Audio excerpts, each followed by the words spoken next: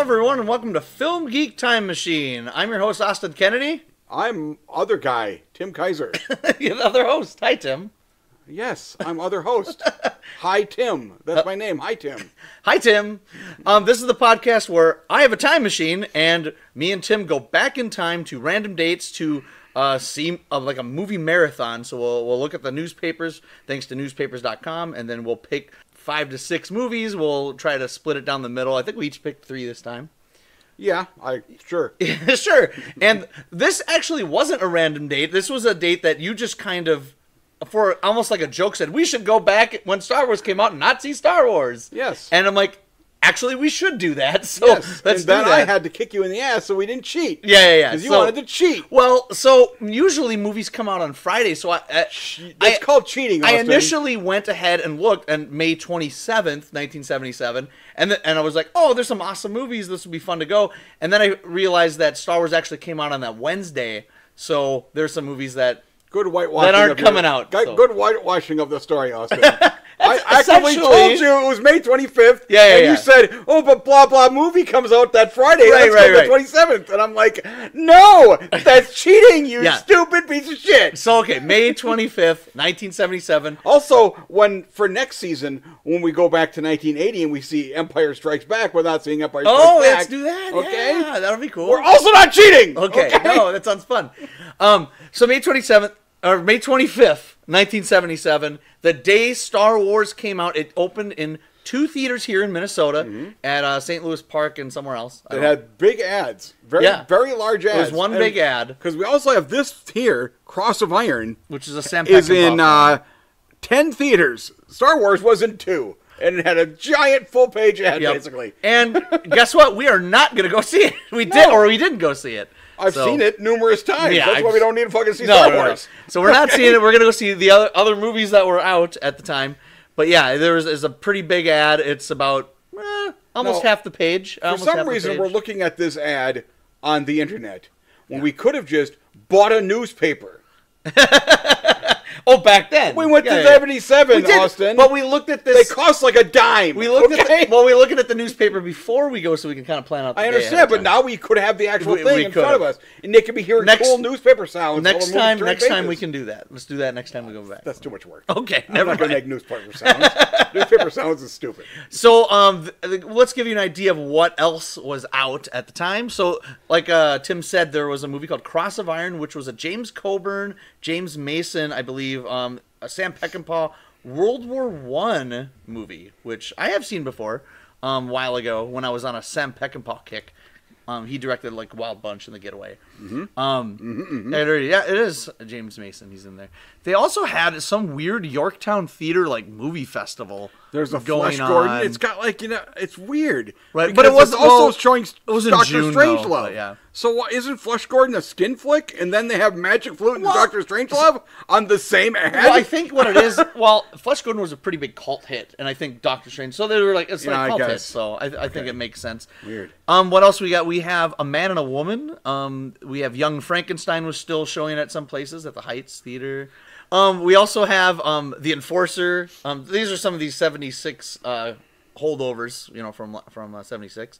Murder by Death, which we did review on the first episode. So we cheated. Pig Panther Strikes Again, Silver Streak. Let's go to the next page here. There's a lot of movies in this list. Yeah. Oh, yeah. The Black Oak Conspiracy. Rocky was still out. Annie Hall. So Woody Allen, this is interesting. We didn't go see Annie Hall, but you've never seen it.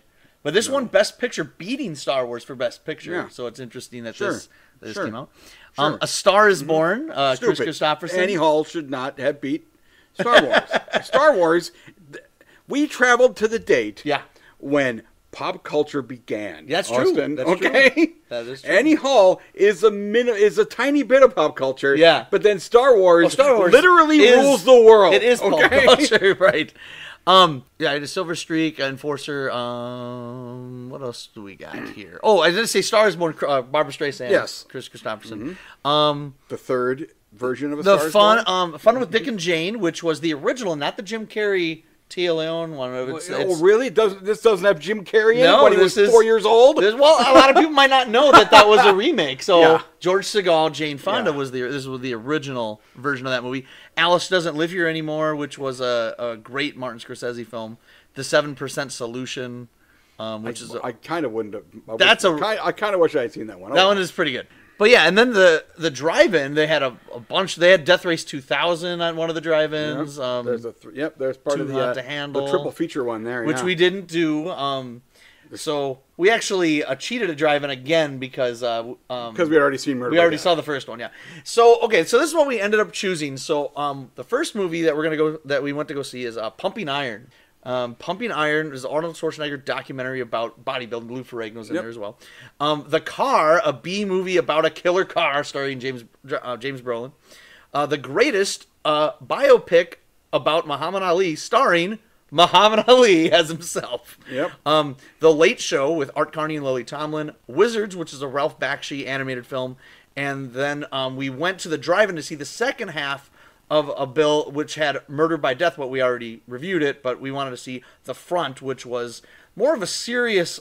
I wouldn't call it a Woody Allen movie because it's not written or directed by Woody Allen, but it's... I'll tell you if I think it's a Woody Allen movie when we get to it. Oh, me too. but it stars Woody Allen about the Hollywood Blacklist in the 50s. Before we actually talk about the movies, let's go into what the vibe was in 1977 when we went back in. Yeah, for looking at the songs that were popular and the TV shows that were popular. So in 1977 in May, Sir Duke by Stevie Wonder was number 1. It would appear it was number 2 the previous week. Yes. This is the first week at number 1. It was peak position. It's not telling us on here how long it was number 1. No, whatever. When I Need You by Leo Sayer. Couldn't Get It Right by the Climax Blues Band, which I didn't recognize until I listened to it. I was like, oh, I know that one. I'm Your Boogeyman, Casey and the Sunshine Band. Got to Give It Up, Part 1 by Marvin Gaye. Fleetwood Mac, Dreams. Rocky was still really popular. It was still in the theaters at the time too. Gonna Fly Now by Bill Conti was very. Now was number 7. Number 7. Wow, that song is awesome. Though. Yeah, Hotel California by the Eagles. Lucille, Kenny Rogers. Yeah, don't take your love to town. Yeah, Feels Like the First Time, Foreigner. Calling Dr. Love, Kiss. We've got a 16-year-old punk listening to us. Yeah. Do you have any idea what Lucille is? I forgot, you're a music loser. He does like music, so he might know some of this stuff. All right, so the TV shows that were popular at the time. So we're looking at Hardy Boys, Nancy Drew Mysteries, The $6 Million Man. Yep, this might have been the last season of that. It was 5 seasons. Yeah. This was probably the final season. Cos? Is that Cos? Bill Cosby?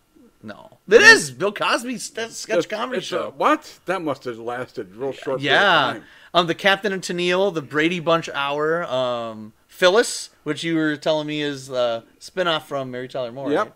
I didn't know that. So it lasted about Cloris half a season. Leachman. Okay, it didn't last very long. Little House on the Prairie, Happy Days, Laverne and Shirley. Got some Maude there. We got Bustin' Loose. Jeffersons, which was fucking huge. Kojak. Little House on the Prairie. Yeah. Was on at the same time as Jeffersons. Those are both hits. Yeah. Those are both massive things. Massive hits. That's crazy. Good Times, which I was a big fan of. Like All in the Family, Alice. Happy Days, followed by Laverne and Shirley. Yeah. CPO Sharky. That was like the peak Happy Days. Is that the Don Rickles? It is. Yeah. Don Rickles, CPO Sharky. I kind of want to watch that. That was being recorded like right next to the Today Show. Barney Miller, Welcome Back, Kotter. What's Happening? Oh, I love that show. Tonight Show. That's what it was. Recorded. He would just drop into the night show. Yeah. Sanford and Son, which was the last season for Sanford and Son. Bob Newhart. I mean, here's the thing. We have to actually look at. It says spring and stuff, so we're kind of. Some of these we're in fall. the spring, but some of these are the same. I mean, this whole thing is Emergency. Mary Tyler Moore, Bob Newhart, and All in the Family. That was a fucking block of magic. Okay. So that was the vibe. Oh, Three's Company premiered at this time in November. So that was. That's also pop culture. It is. All right, so. That was it. So here we are. We're going to be watching our first movie, which is Pumping Iron. Oh, yeah. Let me get my notes. Have you... No, I've never seen this movie, and I always wanted to. I don't know how you feel about Arnold, but I like Arnold Schwarzenegger. I mean, he's an icon. I grew up in the 80s. Yeah. No, Arnold sucks. Well, I don't know. Arnold's awesome. What are you talking about? Yeah. And so it was... I was really curious to watch kind of like... His first kind of, I mean, appeared in movies before. He was in that B movie Hercules in New York in 1970, yes. And then he was also small supporting role in Stay Hungry, which I think was actually shot after this movie was made. He did the villain like the next year. That was 70. It might have been 79 actually. Well, something like that, yeah. But this was actually shot like in 75, and they had to get funding. They actually lost funding for the movie, so there was like a year where they took a hiatus on this film. As I was reading about it. Oh, yeah, weird. So Pumping Iron, it's pretty much just a straightforward documentary on bodybuilding, what it's like, and it shows our first documentary. Yeah, it is. I think. Yeah, it is. Right. And do you like documentaries? I like documentaries. I like documentaries. I like good ones, and bad ones can be enjoyable. Yeah. This one follows Arnold Schwarzenegger mainly and Lou Ferrigno as they're kind of competing for Mr. Olympia. Yes. Mr. Universe. This is the reason we know their names. Yes. Both of them became famous because of this Right. And it's interesting. So it follows like, Lou and his family, and it's cool because Schwarzenegger he's already won like 4 or 5 times at this point. 7 times. Like, I think this is quite his 7th win in this movie. Yeah. And then he retires. I think he comes back like in the early 80s. Yeah. So it just follows, and then they have a couple other people too that they show as well. Yes, the under 200s. There's also the guy who's like 45. Yeah, that guy's really huge. Actually, that guy is real big and has Mike real Katz. Bad hair. Mike Katz was Ken Waller was another one. They have interviews with the actors while they're showing a lot of flexing. Oh, there's also a lot of working out when they show close up their faces when they're like bench pressing, and I'm like, that guy's ugly. He's real hideous when he's doing that. Well, when you're watching some of this stuff, like the close up on the muscles and stuff, I was getting almost kind of ill. It's kind of I found it kind of gross. They are. I mean, they get real veiny. A little too gross. I think they were kind of in pose shape for a lot of this, and I think in reality they don't actually look that veiny. No, they're just in competition. Yes, but I think because they knew they were filming this stuff, it was just I'm not allowed to have anything to drink for the last 2 days. Oh, it's crazy, and gotta be real freaking thin. It was really crazy. And then I also read too that this movie started the '80s exercise workout gym phase, because it was a big, because with the aerobics classes or aerobics videos and all that stuff. That's kind of what started this craze, is what I read anyways about this film. Because I think a lot of modern people though would have this mentality of like, there's the people who look super buff now, then you go back in time and there's people that didn't look like this. 1977, they looked like that. But you go back to the 50s, and the people who are in really good shape, the guys who are in really good shape, are the guys from Gentlemen for Blondes, which are, sure, they're in shape, but they don't look like that. It's like, it's a little too much almost. So what's interesting about the movie, the best thing for me about the movie was watching Arnold Schwarzenegger talk. Like, you could definitely see why he became as popular as he became, because he shows a lot of charisma. When he walks into the room and people are talking to him, people are listening to him, people are laughing with him. He's funny. Yeah, he's funny. He's kind of a jerk sometimes. Well, I think that's him being a 28-year-old, like, just smart ass. I don't necessarily think... They all look older than they are. Yeah. Just because Lou Ferrigno was about 24, I think. 23, 24.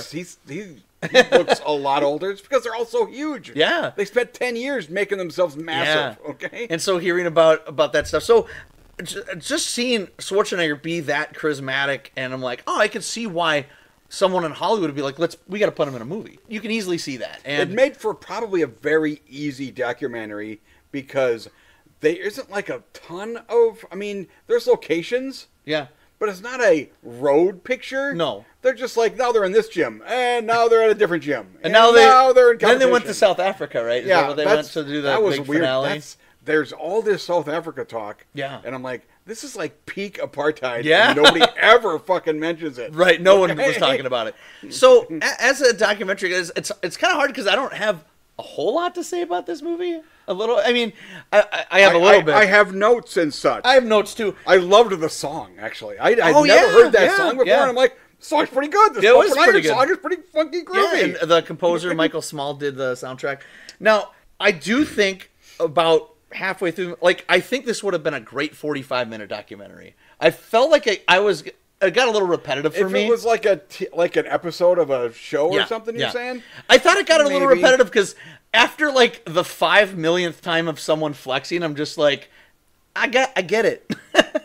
I mean, I was kind of getting a little bored towards the end because I just felt like I saw everything that it had to tell me, I guess. I don't think it's bad at all. It tries to like tell a narrative a little bit to a degree with Lou Ferrigno, and with that Columbo guy. Yeah. Who kind of just looks like Tiny Arnold in many ways. I mean, he's a much shorter person. That was Schwarzenegger's training partner. Under 200 pounds thing, which I didn't know anything about how these the Olympia. No, because Mr. Olympic or Mr. Universe is a different thing. Yes. And Olympia is this whole thing where they said, let's take all the people who won all the different things, and they could compete against each other. Yeah. Because my name's Arnold Schwarzenegger, and I like winning things. Okay? But it was funny hearing, and of course, I'm sure you probably wrote this in your notes, but the big famous quote of Schwarzenegger in the film. Oh my God! Yes, that was like the only part of this I know I had seen. Oh God! It's like coming. So well, he's talking about like how he and it's rated PG, 1977 PG. So there's this PG was weird. It was. Well, there was no PG-13 at the time. So yeah, but. What happens is, so he's talking about what it's like to actually flex, and it's like, and it feels like your skin's going to explode, and it's like having sex with a woman and coming, and then he says it 50 more times. He talks about coming, and for like about a minute and a half, and he's just like, and then what? It's like I come every day, and then when I put on a show, it's like I'm coming for them, and I'm coming. I get to come all the time. I thought he was going to talk about how they were coming and going and going and coming, but always too soon. Right.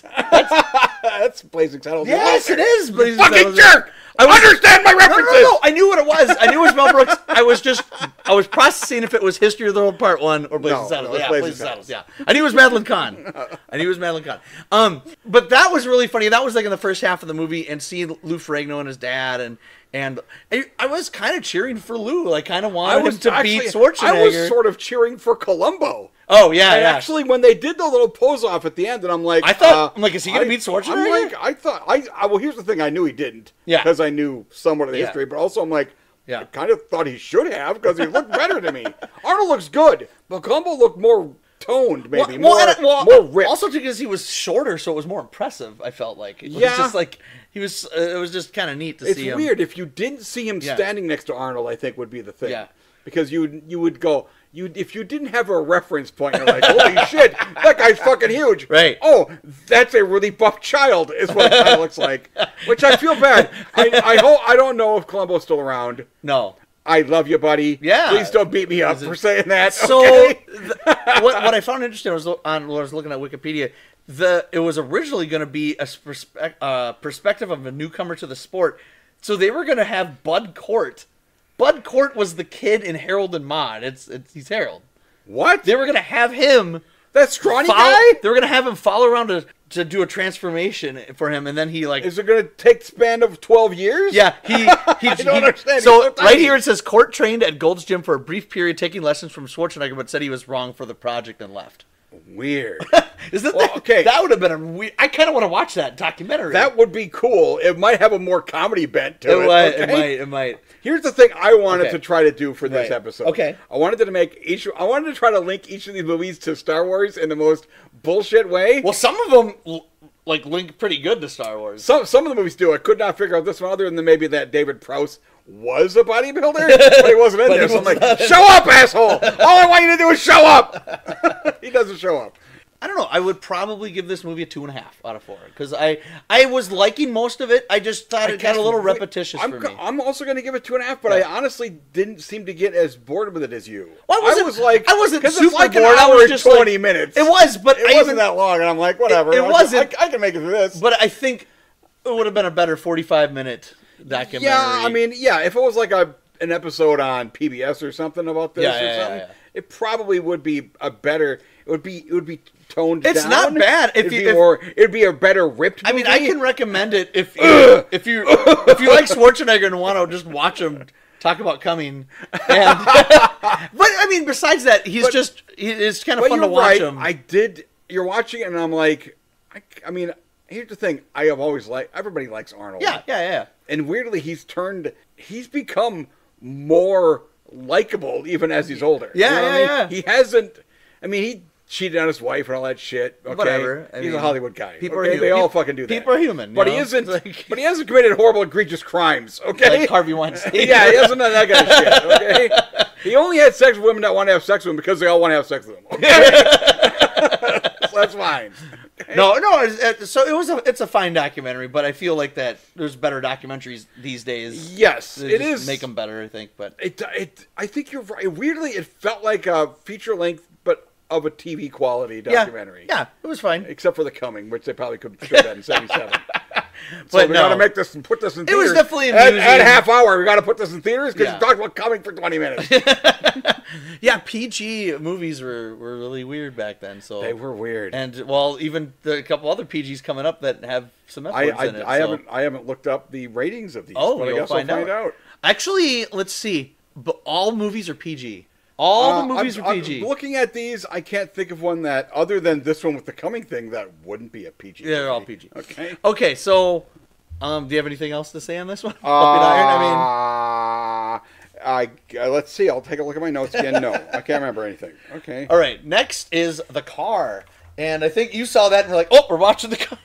Yes. This was definitely... Had you not ever seen The Car? Have you seen it? I saw it now. Oh, no, I never seen it. I had heard of it. That's what I've heard of it too. Oh, I'm not going to hate The Car. I want to watch The Car. It's about a demon car. Yeah, so... The poster. The poster is actually pretty cool. The car is actually what you think it is. It's about a... It's Christine, but, with less plot. Yeah, it's about a killer car that... terrorizes a small town in Utah. Oh, I couldn't remember. I couldn't figure out. I figured it was somewhere in that part of the country because of the way the Utah. And so James Brolin, Josh's dad. Yes. James Brolin Thanos' dad. Thanos' dad. James Brolin is like a deputy sheriff or whatever. He's not the head guy. He becomes the head guy when the sure. But he's the whatever. He's the sheriff. Whatever. Once he gets around putting his clothes on, right? Sure. And there's a car going around killing people, and we'll go into more details of the plot and stuff. This is just the rundown. They have to figure out how to get rid of this car, pretty much, because the car is going around killing people. They think it's a person. They in do. A car. They think it's a person for in a good car. Bit. And then towards the end of the movie, that Ronnie Cox, I think, who's an alcoholic in the movie. There's also like a Native American woman who just basically says there's nobody in the car. Right. And then Ronnie Cox is just like, but the car won't go on hallowed ground because it's a demon and all that stuff. All those kids just drummed into a random cemetery in the middle of the fucking desert, and I'm like, okay, whatever. And then the car. I did enjoy it when the car got there and it couldn't go any further. And I'm like, holy shit, they can't go on that cemetery. Okay.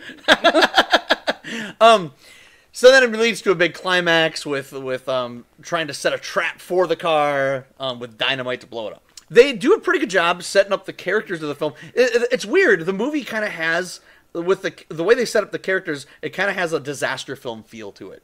Where a disaster film, they'll usually have like an ensemble of characters, and they'll be like, oh, here's this guy, here's this person, a whole bunch of them die. So you're right. Yep. A lot of that happens. And then R.G. Armstrong plays the abusive husband or whatever. Right? Yeah. And he's in there. I expected him to die. Yeah. Didn't die. He plays Prune Face in the Dick Tracy movie. So. Okay. Anyways, weird. Random. That's fine. Thanks for knowing that, Austin. Anyways, so they set up, and I really liked Kathleen Lloyd, who played James Brolin's girlfriend. Yeah, she's pretty cool. I really liked her character. Oh, we'll talk about what happens to her, but holy shit, though. That's like the second coolest thing. So the movie is weird. I felt that the acting in the film is the typical B film. Exactly what you expect. It's exactly what you expect. But then the movie is beautiful. However, holy shit, the filmmaking, the cinematography, and the photography in this film, you couldn't have told that guy you were making a B film because he was making fucking Lawrence of Arabia. Oh God, the shit in this is so fucking pretty. The shots in this film are so great. Yeah. It's really because of where he well was. framed. Like, I'm pretty sure if you're competent, yeah, and you're there, you're like, I'm going to accidentally take amazing pictures. Okay? Because there's a fucking golden wilderness. That's amazing. Well, besides the pictures, but just even the way he frames the shots with, like, people in the foreground. You see something in the background. And It's really well shot. The opening I thought was awesome, which was with the bikers and the car tracking on the bikers, and you see, well, the opening, you actually see the opening credits, and all of a sudden you just hear the like the soundtrack or the car, like the score by Leonard Rosenman is awesome in this movie. The car's great. Vision is like orange. Yeah, it's like Terminator orange vision. They do a point of view of the car traveling down the road, and it's like a tinted. It's like orange tinted. Then later on, it's like you're looking through the windshield, and I'm like, oh, because in the beginning you're looking from the very front of the car, and then you're looking from the inside, and I'm like, maybe there's just an invisible guy. So you see, there's an invisible demon in the car, Austin. Right? Invisible. So you see like the bikers in the beginning of the movie, and they're going through like a tunnel, and then the car's just like, and you're just like, oh shit. Yeah, but it kills them like one at a time. One gets killed. Well, one, it was. So it's PG, so it's not super gory, but it's still brutal. They never show any gore at all. They show like some blood aftermath, and that's about it. But when the car is like going up to the girl on the side of the, like, by the bridge, and like just going up against the cement, and she's like getting crushed, and you're like, Jesus Christ. Yeah, she's like... And then she flies off the edge. They don't show it, but you know it's happening. You're like, Jesus Christ, this is freaky. And then the other guy falls off that bridge too, that big bridge. Yeah. And that was actually a really cool stunt.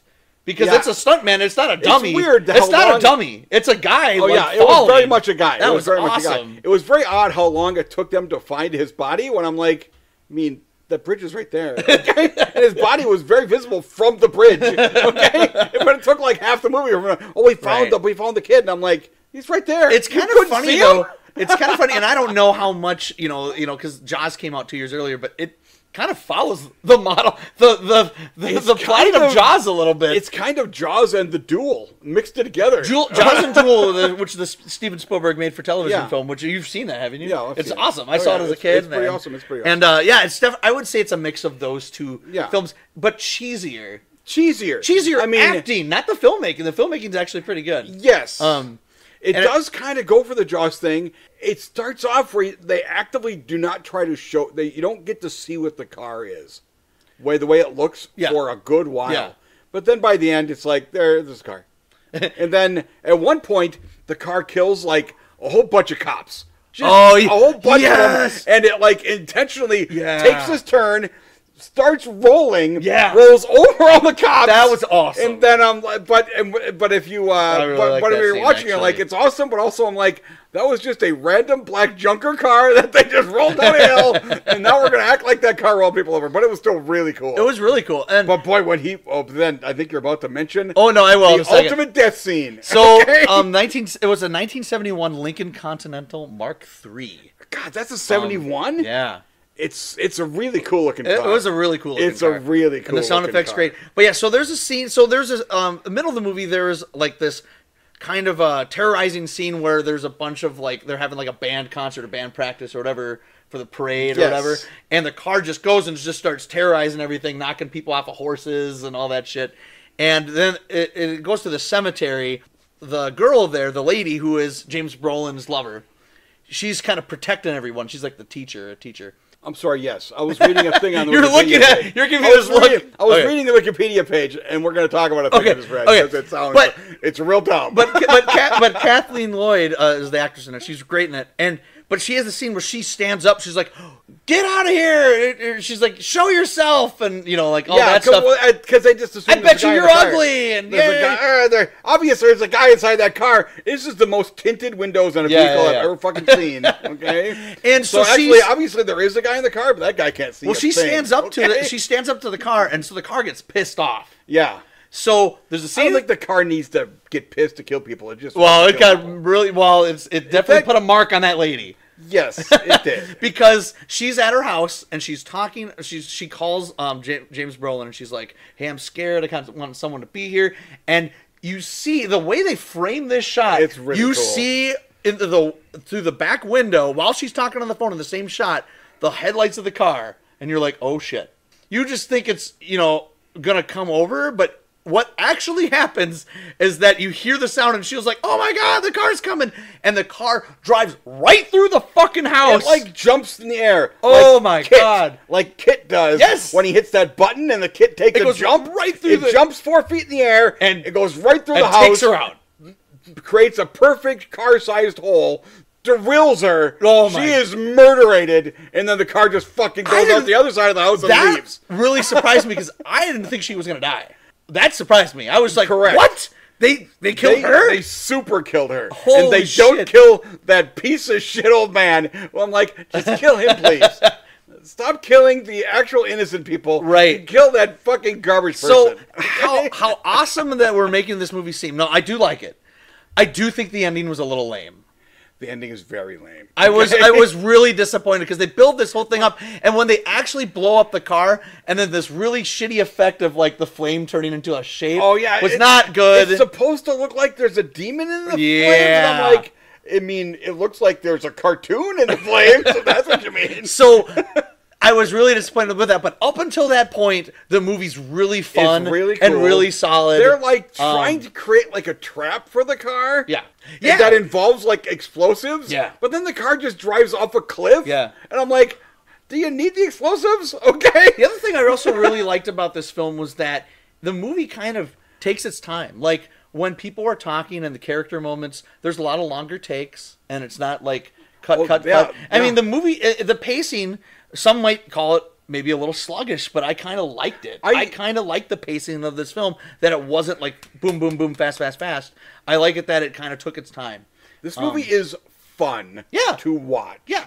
And then it kind of is dumb to watch in the end. You kind of laugh at it. Which is a version of fun. Yeah, okay? yeah. I was just like, but for how cool the movie was prior to the last 5-10 minutes of the film, I was just like, oh, that's it. That's what we got. Because I mean, this is a slasher flick. Yeah. I'd just say that the slasher is a car, and it's before almost any other slasher flicks. Yeah, it was before Halloween. Like, the only other one I can think of is Black Christmas in '74, but that's about it. Yeah, that's that. No, I think this is a really fun movie, even despite of the ending. Yes, it is. Like, fun. I'm giving it a solid 3. I'm giving it a 3. Yeah, it's almost a 3.5 stars. It would have been if it wasn't. It would have been if it wasn't for the end for me. If they could have just figured out a really cool ending, this would literally have been a classic. Yeah, and instead, it's just a fun movie to watch. Oh yeah, and I could sit and watch it again. Yeah, it's fun. It's fun. So what were you looking at the Wikipedia you wanted to talk about? I was reading this. The late Church of Satan leader, yes, Anton LaVey, is acknowledged as an uncredited technical advisor. So I don't think you need a Church of Satan guy. The quote at the beginning of the movie is from him. The what? The quote at the beginning of the film, "O great brothers of the night who rideth upon the winds of hell." That's his quote. Wow. Yeah. That's why he got technical. It's a car. You don't have to, what the Bible says stuff about how automobiles work. No, fuck you, you stupid. Yeah, that is a weird thing, though. That is pretty odd that they did that. Oh, and this was also directed by Elliot Silverstein, who was known for directing Cat Ballou, of all movies. Oh. Well, it's actually pretty well directed. I think it is. It looks pretty. John Marley, Ronnie Cox is good in it. I was like, when I saw some of these opening shots of the prettiness, I'm like, fuck, this movie might not be bad. Well, obviously, the opening shot during the credits, how it's just that big landscape, of the Utah whatever desert, and you just see like the dust of the car coming. You're like, ooh, it's like really that. Cool. It is cool. Yeah, they didn't have to set anything up because nobody actually drives in that road, so they just waited till they saw a random car. And said, start the cameras. So yes, if you like cheesy B films, I think this is one that will fit the bill. It's a good movie.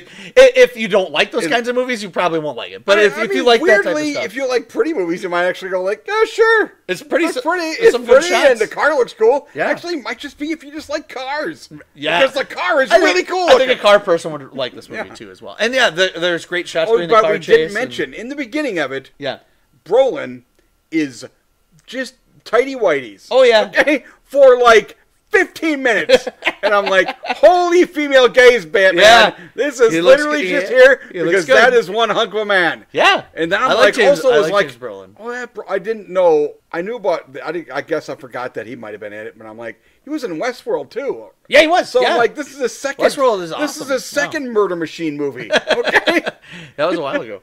Okay, so the next one we have is The Greatest. I didn't know too much. I knew kind of the film, but you've never heard of Muhammad Ali? Oh well. What? I know Muhammad Ali, but the movie itself, and I was kind of confused. I'm like, is it a documentary? Is it I didn't do a lot of research when I heard about it. I didn't know. So, but it was so The Greatest.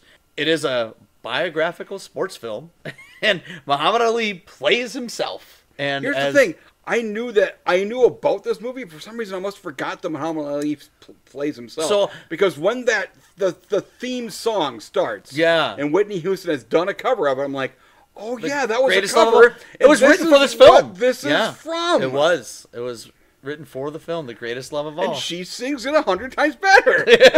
Well, it was George Benson. I mean, he's not bad. It's just he's no Whitney Houston. No. So yeah, Story of Cassius Clay, directed by Tom Grease. And I just found out that Tom Grease passed away during post-production of this film. It said it in the end credits. Yeah, the end credits, yeah. So I was just like, oh, shit.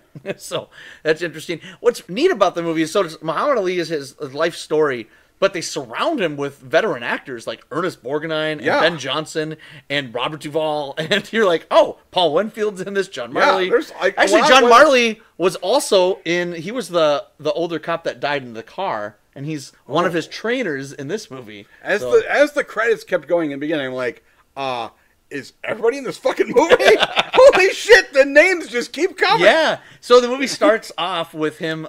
They had another actor playing him when he was 18. And he was, actually was pretty good. That kid was great. Really good. It was Chip McAllister. That kid was a good fake Muhammad Ali. I think he was really good. I'm going to say he was a better fake Muhammad Ali than Muhammad Ali. Okay? It was kind of neat to see him, to see that. But yeah, it follows that and it shows him like, he was in the Olympics and then he wants to get sponsors and stuff. But it's kind of neat because you kind of see the racist stuff that was going on with like his promoters and stuff. It shows like, this movie tries to say, let's do Muhammad Ali's his entire life story in 85 minutes. Yeah. All of it. Every unconnected scene possible. Yeah, okay? He told me a story about this one time where he worked for a woman for 3 days. Yeah. Let's put that in the movie. Yeah. I'm like, no! What the fuck wrong with you? Yeah. Disjointed would be a nice way to say this every scene. I'm like, I wonder if this scene's actually going to matter in this movie or not. So so it's just a hodgepodge of different scenes strung together. Yeah. Like, oh, there's his first marriage, and then there's this. Oh, he's grooming the 17-year-old, and then it's like I looked that up. She was 17 when they got married. Watching this, they got married, and I'm like, he's in this movie. Does he not realize just how bad he comes off in certain parts of this movie? Yeah. He was like super abusive to his first wife. Yeah, and she was just really? Like, you can't go out like that. You're showing your knees. Oh my God, you're wearing a skirt. And then I can't believe it. I can see your legs. Drags her up by the arm to the room. Yeah, and I'm like, in an actual biopic, this would be a scene that you're in there to show like, oh, he's a multi-level. In this one, I think he just says, we're just going to tell the story about how my first marriage broke up. But he doesn't seem to realize it's because I'm a piece of shit. Okay? No, I feel like that he feels like he's in the right in this movie. That's what it feels like. I honestly think he does. I think it is and then he grooms that one woman, that one girl, and I'm like, this is just creepy. Yeah. Okay? Yeah. So, then he's picking up hookers too in the beginning of the movie. There are also, there's also very interesting things. Yeah, absolutely. So I like all the stuff with like Ernest Borgnine, so you get to see him in there. I like with Robert Duvall's not in it very much, but that when that one scene though when him and Muhammad Ali were yelling at each other was pretty cool. I think it was really smart for the director to surround Muhammad Ali with veteran actors because I think it kind of elevated him a bit. As an actor, I kind of thought he was... I'm not going to say he was a great actor, but I think he's an interesting actor. Well, he's interesting because... He's playing himself. Well, and so he literally can use... And he rhymes how he talks. His weird speech patterns. Yeah. And I'm like, I can't really pick on him. It's how he talked. Yeah. Okay? But it was kind of neat to see that in the movie, and it was interesting to watch that. So I kind of like that. It was... a weird bit of cast with James Earl Jones plays Malcolm X. Yes. That was kind of weird. But he's good at it because he's fucking James Earl Jones. And there's your Star Wars connection, Darth Vader. Oh, yes. There you go. That's why... Oh, fuck. What's the car? I figured it out. I figured this one out. Okay. I'm sorry. We're backing up to the car. Yeah. The car has one sequel. Okay? Oh. In the sequel, there's only one character. One actor who is also in the car. Okay. And the sequel's like 99. It's like 20 fucking years later. The guy... who is the only character, the only person who goes on, his character's name is Luke. So guess what? There's your connection. He's the connection! I figured it out! There's your connection. Luke Skywalker's in that fucking movie! But yeah, I mean, he's a drunken asshole in that car movie. Right, but so is Luke. Okay, so but James, yeah. Oh, Ronnie Cox, yeah. Yeah, he was a real drunken piece of shit, but his character's name was Luke. Right. Okay. But James Earl Jones, and he was fine in the movie. It's like, you almost didn't need the scene, really. There's just a lot of scenes, they show him they show him, how he get into his religion, he changes his... Well, they didn't really show him change his name, all of a sudden, I'm Muhammad Ali, all of a sudden. He sort of just does a speech. Yeah. Well, they sort of... I mean, here's the thing. This movie could have literally just been entirely about his conversion. Yeah. That would have been a better, interesting movie. It could have been the conversion and the draft thing. Well, I think... That could have been an hour and a half movie, and it would have been a tighter movie. Yeah. And it wouldn't have had literally a half hour beforehand where there's this younger 18-year-old version of him, and then there's this transition scene where suddenly he's playing Muhammad Ali, and I'm like, oh, that guy now he's picking up a hooker. What's happening? Now he's 40 years old. Yeah, okay? Right. But when he was picking up a hooker in that first scene, he's like, "Hey, baby, come on!" Yeah, when he picked up the white woman, that was awesome. See, that's the thing. I'm watching, and I'm like, he picks her up, and I'm like, I think this happened. Okay, I think this scene is word for word what happened in real life, because then he was like going to go into this hotel with her, and she sees a bunch of other like black guys show up because they see Muhammad Ali or Cassius Clay. They see him. And they're like talking to him and stuff. And Muhammad Ali's just like, there's a white woman right there. I want to go see the white woman. Let's go to the white woman. I'm going to shut the fuck up. We're going to the white woman. Shut up, white woman right there. Okay? It's like, I'm not even exaggerating that much. No, that's awesome. But she sees all those other guys that she like closes the door and goes in and goes, God damn it, that white woman's gone. And then he goes in there and Malcolm's X like making a speech and he like converts on the spot. Yeah. Sure. That's why this movie could have had more debating with him converting and stuff like that. Well, then they go to like his fights, and all the fights, which I don't mind this approach, was they used footage from his past fights. Yes. Which actually I thought was cool because that's what actual fights look like. I think these weren't Hollywood fights. No. These were fights. No, there's only one time where a person he fights Sonny Liston. Yeah. But Sonny Liston is played by a different guy. Yeah. And then when they cut in there, I'm like, actually a pretty good job casting. Yeah, I think they did. They looked pretty Sonny Liston-like. I expected there was a reasonable chance that George Foreman might be in this as George Foreman. Right. That would have been cool. Okay. So my major problem with the movie, and I think it might have been yours too, is that it's so disjointed because it goes to this scene, then it goes to this scene, then it goes to this scene without any rhyme or reason or any of time. It doesn't even say 5 years later, 2 years later. It's just starts off where he just won the gold. Yeah. Right? He then gets a job. I still don't know what happened there. Yeah. He got a job with this woman. Yeah. I mean, there was weird racist piece, hillbilly piece of shit, which in an actual movie would have come back in some way. No, that's just a scene that happened. So which I understand. Your actual life is filled with unconnected shit. Okay? I do have to say this because James Gammon played that farmer guy that hey boy, come here. So he's the coach from Major League, the guy that has the voice like this. And really? Yeah. So that's holy that's shit! James I did not recognize that's that James at all. Gammon. I'm like, I 15 years will really age a guy. I love James Gammon. Okay? But then that happens. He finally meets the woman that he works for after like a week. Yeah. And then he quits, and I'm like, that's never. And I'm like, they don't need really that. They have plenty of other instances in this movie. Oh, the Big Lebowski was in this too. David Huddleston, he was one of the when he goes to that restaurant when he was 18, and he's like, "Hey, sit down, have a drink of water." Yeah. He was one of the guys there. Now that scene was much more interesting to me. Yeah. Because he got like something to drink, and you could see all these. Half of the white people were like really. We gotta remember this was what 1960. That was probably like 65, 64, somewhere in there, maybe. Okay, but. Maybe it was 60. I guess. 60. I think, because that's when he won the gold. It was probably 60, yeah. But that scene was, I found, now granted, the one where he had the job, it was tense. Yeah. But also, he himself didn't seem to give a shit. Okay? No, he didn't give a fuck. Which, I mean, it had been his life, right. Okay? The one in the restaurant, it was really it was this tense thing, and then also it doesn't really come back. No. And I'm like, these are scenes that, if you made a biopic, you would figure out a way to. You might have to amalgamize some characters because that happens all the fucking time. so that you could actually make a fucking movie out of it, because in real life, this thing takes the span of 17 years. Yes. But it's an hour and 20-minute movie. Yeah. So that was my big issue, and then my other issue was that Muhammad Ali comes across as a fucking asshole, anyways. Yeah. So it starts. So I don't really like. So the second half of the movie, I'm just like, every time it went to another scene, I'm like, God damn it! Like, what's going on? What the hell? I definitely stopped being engaged, and then I just didn't care about Muhammad Ali. I'm like, you're a jerk. That was weird, because and I think that in a real biopic, you can have the character be a jerk. Oh, absolutely. But look at Walk the Line. But you have to understand that when you're doing it in the movie, the people in the movie, or at least people making the movie, understand he's a jerk. In this, people in the movie did not understand that he was not a good person. It was not coming across that way at all. That was the issue. This is just more turmoils for him. Yeah.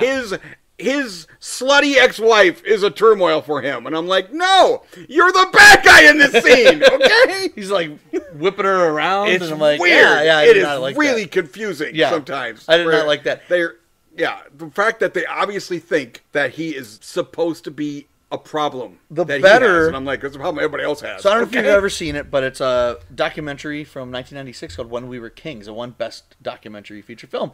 Awesome documentary about his life. Cause, like, if you're gonna watch a biopic, I would watch this.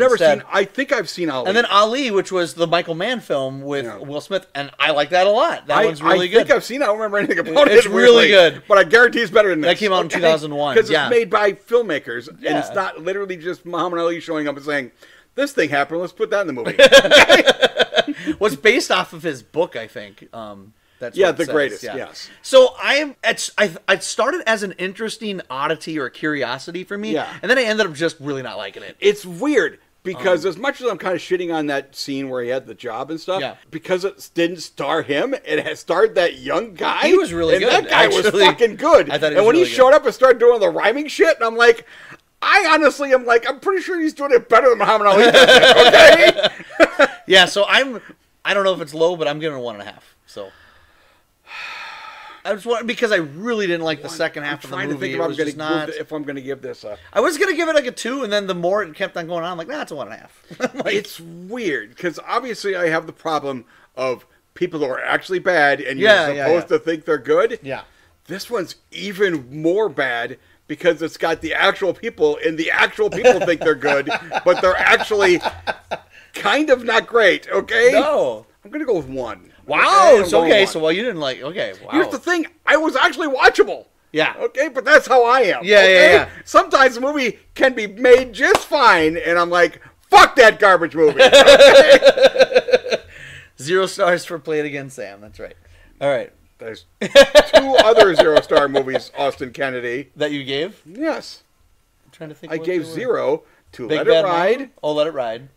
And that cop movie from the 70s. That's right. I can't remember what he's called. I forgot what it was called. I can't remember what it's called. That might have been the thing. Vice Squad. I yelled the most at that one, because that is offensive garbage. Okay?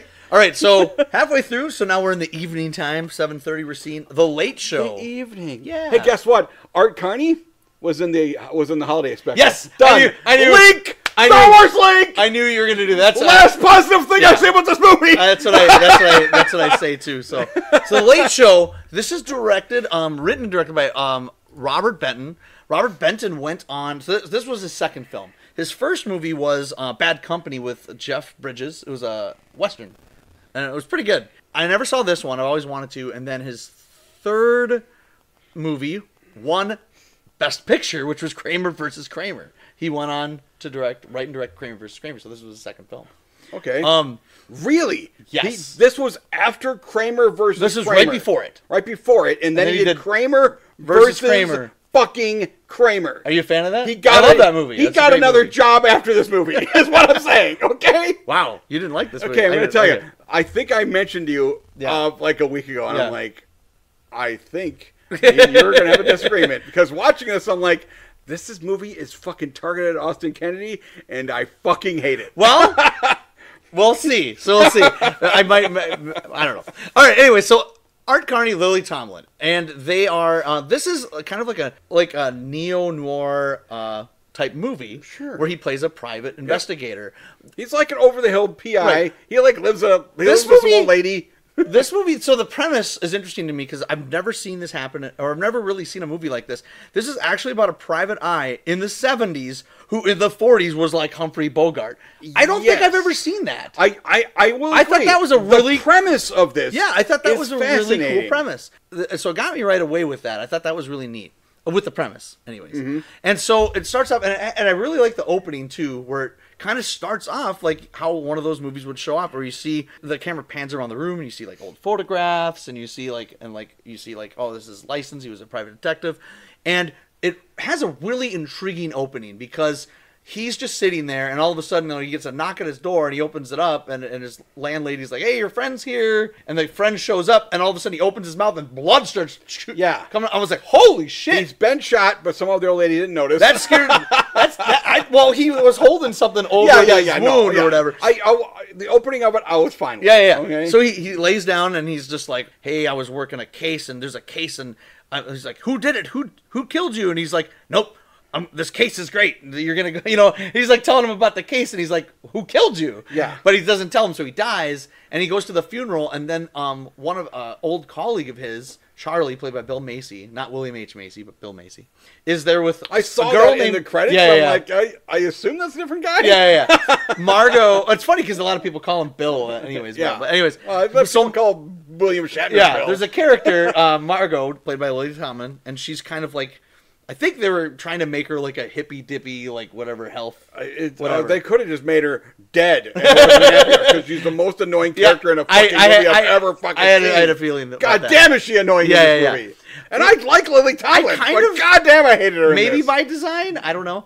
God, she's so unlikable. Right. So unlikable. So she shows up and she's trying, like, oh, he was working for me, and maybe you could work on this case too to get my cat back, and I have to pay him $500. I don't have $500. Could you just go and get the cat? And he's like, I don't want to do this shit.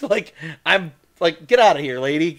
I love how he calls her doll because that's the 40s. So he's like, fucking hated it. Oh, that's. But here's the thing: it's like, every time he talked, it sounded to me like an 8-year-old who had just seen a James Cagney movie, and now he wants to act like James Cagney. And I'm like, but he was James Cagney because he was in the 40s. But he was fucking bad at it. Is what I'm saying. I don't think so. I thought he sounded so fucking bullshit fake every time he talked, and I'm like, oh my god, shut up.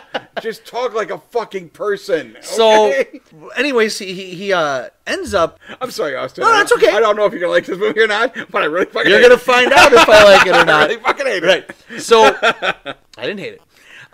So Charlie, I knew that watching it. I'm like, Austin's gonna like this fucking movie. This movie sucks. Well, I didn't say I liked it. All right. So, anyways, so Charlie, he tracks Charlie down, and he's just like, hey, I think he takes the case because he wants to find out who killed his friend. So there's a lot of kind of all these. I don't understand any of the cat shit that happened in this fucking movie. All these types of movies, there's like a MacGuffin, and then there's like you gotta find the cat, but then there's like all these double crosses. It's not 100% clear, but a lot of these films are kind of like that, anyways. Like if you watch The Big Sleep, Chinatown. Well, Chinatown's pretty clear, but it kind of had a Chinatown feel to it a little bit. I'm a big Chinatown fan. Have you seen Chinatown?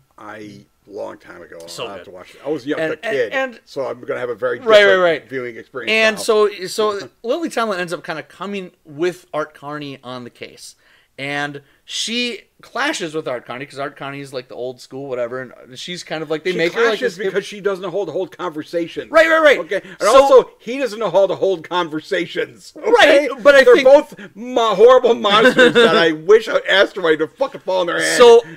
Lily Tomlin's character was supposed to be kind of like the yin to his yang or whatever. So it's like he's the straight person and she's like the crazy whatever. And I didn't hate either one of them. Lily Tomlin, I do feel like her performance didn't belong in this film. I do feel like I would have liked it in a better film. In a different film, I should say. What I really like the premise of the film. So this is probably going to be our biggest disagreement because I understand about Lily Tomlin. I really liked Art Carney in this film. Like I really found it. Really, I thought his performance so fucking fake. I thought his performance was really good, and that one scene when one of the first scenes when they're at his house and that guy's there, and all of a sudden, boom, he gets shot, and that car's going down the street, and he pulls that shot when he holds the gun up. I was like, fuck yeah! Like, I just thought that was so cool. That was a great scene, great moment.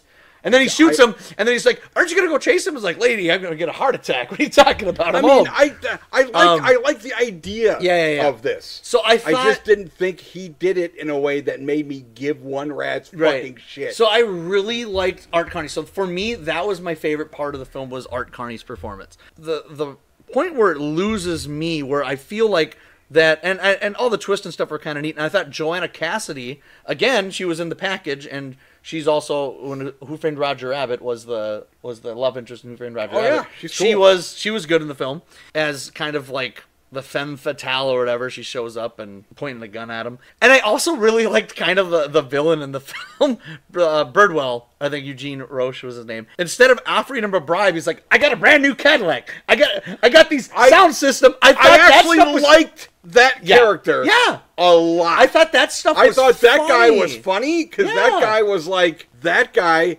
is annoying, and he weirdly seems to know he's annoying. I thought that was... She was annoying, and she thought, this is how you be a good person, this is how you be entertaining. You be the most fucking annoying human being in the world. Shut up! So my big problem with the film was that I think this movie was banking on, because usually in a film noir, you don't bank on the actual plot or the MacGuffin. That's just an idea. That's just a way to get involved with the characters. I think the core of this film, they were banking on the relationship between Ira, Art Carney, and Margot Lily Tomlin, and that's where the movie loses me. God, the fact that by the end you're supposed to think they're friends, and I'm like, I didn't buy it. I did not. He hates her almost as much as I hate her. I did. Yet somehow they're friends. So, like I said, I didn't find her annoying in the movie, because I thought she was funny at times, because I feel like that was the design of her character. Kind of like Kate Capshaw in Indiana Jones Temple of Doom. People are like, she's annoying. I'm like, well, she's kind of supposed to be. But that's kind of how I felt about... Yeah, you're right. She's supposed to be in this. I don't think she was supposed to be annoying in this. You don't think so? Okay. I think this was supposed to be a character. Yeah. And then she would just keep talking. I'm like, why are you still saying things? So for me, I end up not recommending the film. So it's a 2.5 for me, because I really liked Art Carney a lot in this. I liked the premise and some of the scenes itself. I like the villain.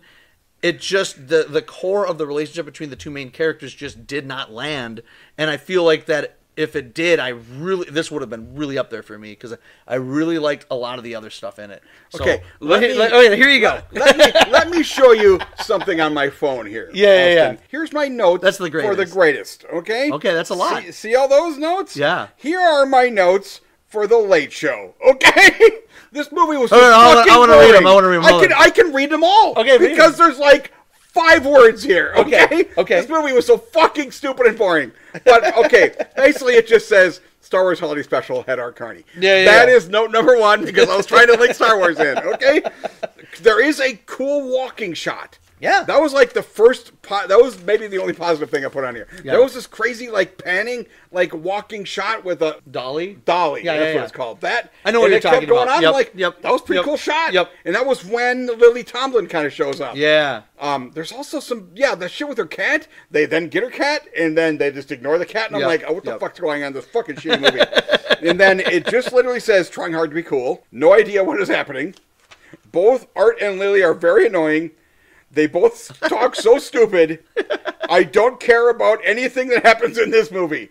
Wow. That was the entirety of my comments. What's interesting, too, like, Robert Altman's one of my favorite filmmakers. He he was a producer of the film, because Robert Benton brought the script to him and said, I'll help you produce it. But at this point, they made a TV show. I think Robert Altman would have... Did you see that? Better, yeah. I looked it up. They made a fucking TV show based on this premise. And guess what? It failed. Okay? What a fucking surprise. Wow. But it didn't have these two people, so it might have actually been better. And I mean, here's the thing. I like Lily Tomlin. I actively like Art Carney. Yeah. I just hated this fucking movie. Yeah. Here's the thing. I can't... It isn't a movie where you're supposed to like people who are actually horrible. Yeah. I mean, granted... No, it's not. It's not. She's... annoying, but she's not a bad person annoying. She's just, I just don't want to be your friend annoying. No, okay? Right. And Art Carney seemed to me like he hit his head and thought he had become a fucking character in a shitty old movie that he saw. And so I really liked Art Carney. Oh God, I really hated him. I really liked the moment he called her doll so many times, and I'm like, it's 1977. But that's the point. But also, nobody ever said that. Only in shitty movies.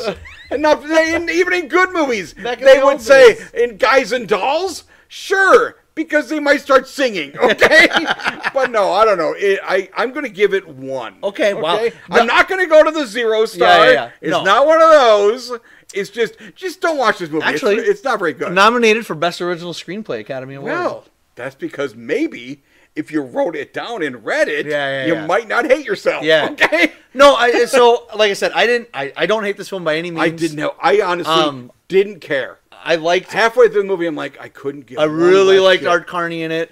But because of the relationship, I didn't buy their friendship, and that I think should have been the core. It also does that thing where he has like a heart attack, and then he uses an ulcer. It was like a big it's like an ulcer, and then he uses a fake ulcer. And I thought that was cool. But here's the thing.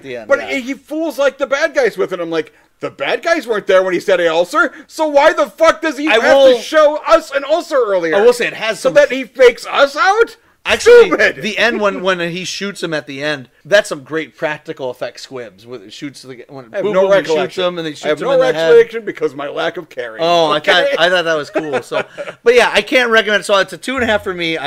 So it is a disagreement. I'm still not fully recommending the movie, but I really liked Art Carney in it. I just remember sitting there watching it, and I'm like, God damn, Austin's going to love this fucking No, I don't movie. love it. I didn't love it. I was afraid you were going to give it one of those ones like, oh my God, it's my favorite thing ever. No. God, this movie's so fucking terrible. Oh, okay, it's just, here's the thing. You give it 2.5 stars. You give movies you don't like 2.5 stars. Well, it's 2.5. 2.5 to me is, You can't play it against Sam 2.5 stars. No, I give it a 2. I give it a 2. Oh. So that means you liked it as much as you like Marvel movies. And not hated it with every fiber of your being. No, I did not hate it. But I also didn't think it worked either. And this one, it was so 2.5 for me is an almost. I'm like, I almost can fully recommend it. Yeah. Because I really liked Art Carney and stuff. But just the relationship just didn't land. Maybe I was in a shitty mood or something. Boy, he just started right off and I'm like, I actually didn't think. Shut up. You're so I wasn't sure. They're both so fucking annoying in this movie. So I had a feeling you were going to find Billy Tomlin annoying, but I am surprised that you didn't like Art Carney. I thought you'd like him. I like Art Carney. I just hated Art Carney in this fucking movie. I thought you'd like him in this. Maybe it might be also the problem with I want to see Art Carney be Art Carney. Yeah. And in this, he's trying to be like this grim, I'm a serious person because I was nominated for an Oscar last year. Well, he won. He won whatever 3 years before for Harry and Tonto. Sure. Okay, I haven't seen that. If we travel at the right time, maybe I'll watch it. Wizards. I guarantee I have more notes for Wizards. So Wizards. So this is an animated film. Ralph Bakshi. Mark Hamill is a voice in this. Guess what? There you go. Star Wars like Mark Hamill. Yeah. Also, it opens with 20th Century Fox. I'm like, it's basically I'm just watching Star Wars. Yeah. I'm watching Star Wars right now. It's not like Star Wars. No. Well, they got wizards. Yeah. Written and directed by that's the most Star Wars part about it. Wizards. Right. So are you familiar with Ralph Bakshi? Yes. Okay, you are.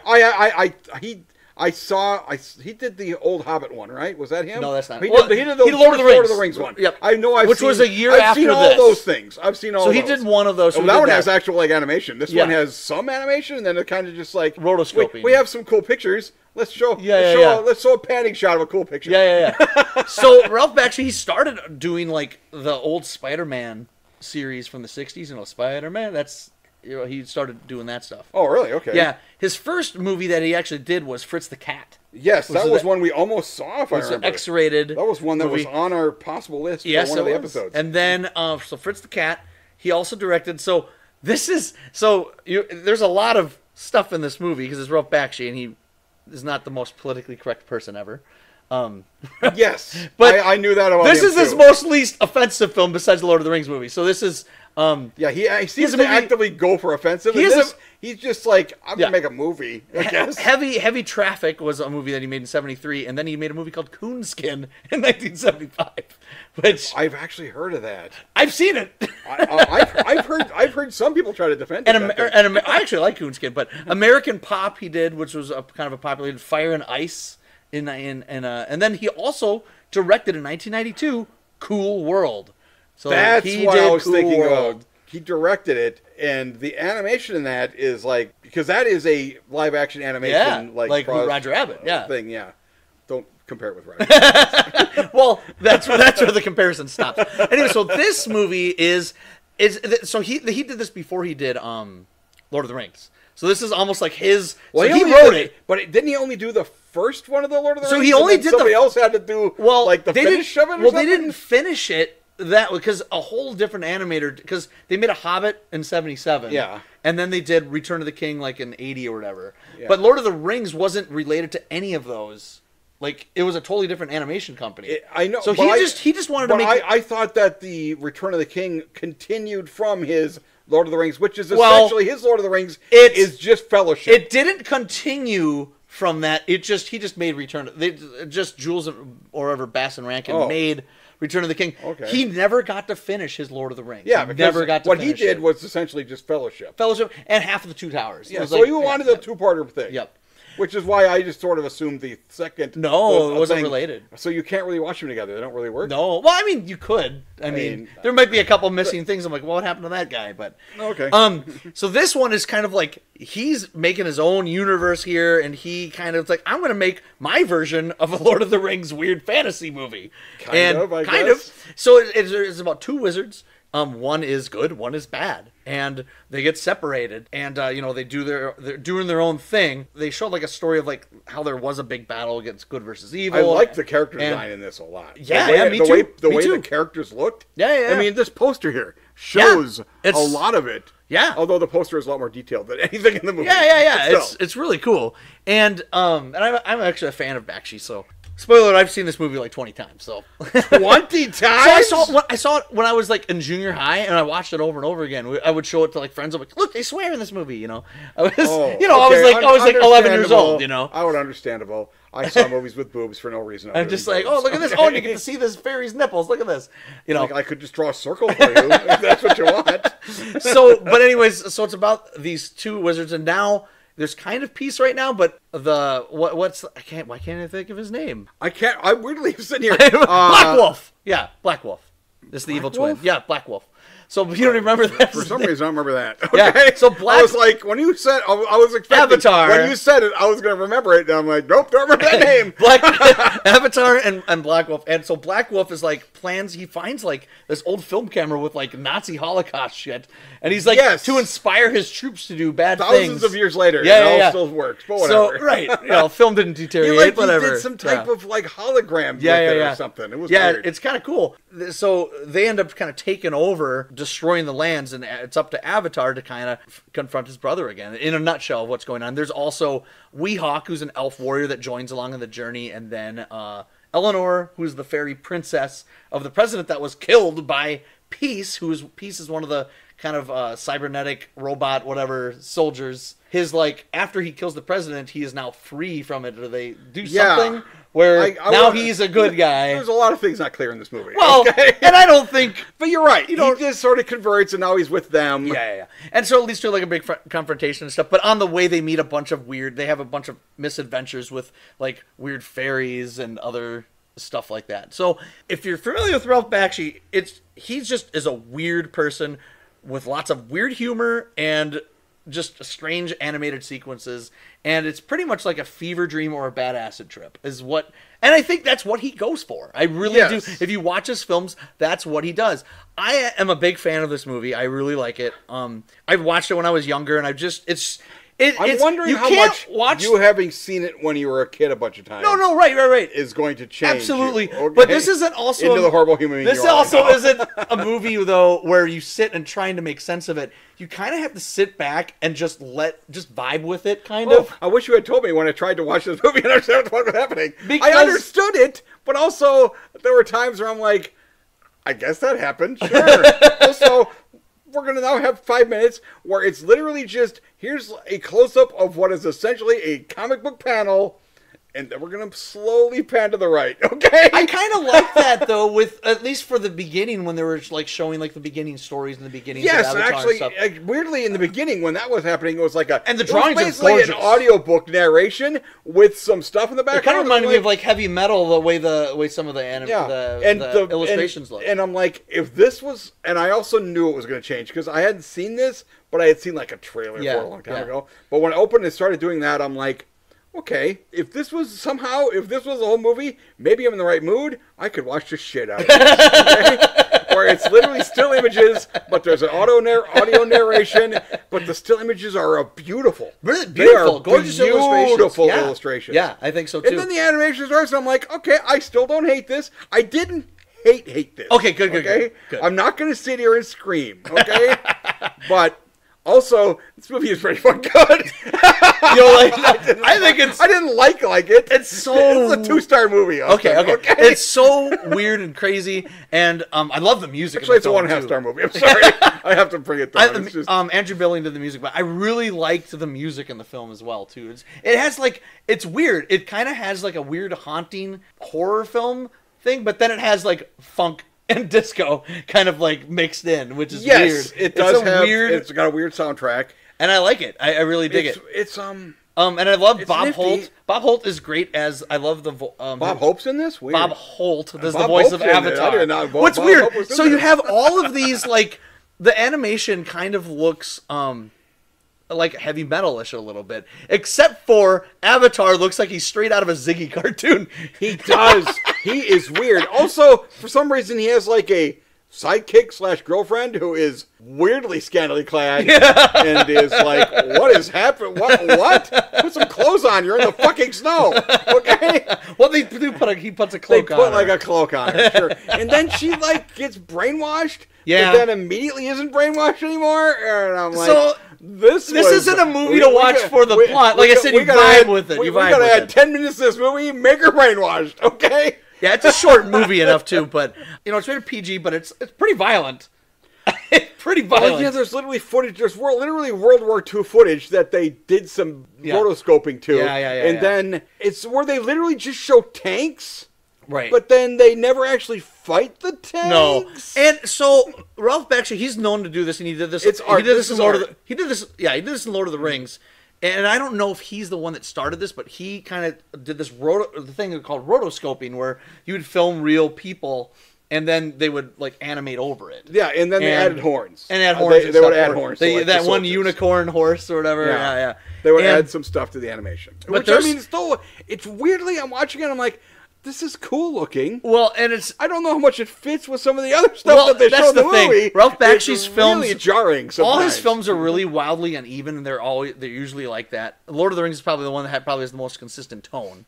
But this one, it's like it has some really serious, disturbing shit, and then all of a sudden, when a character walks, you hear boing, boing, boing, boing, boing. Like you hear these cartoony. There's also like skits that happen. Between like the stormtrooper guys. We killed Fritz. Yeah. Let's get a little fairies.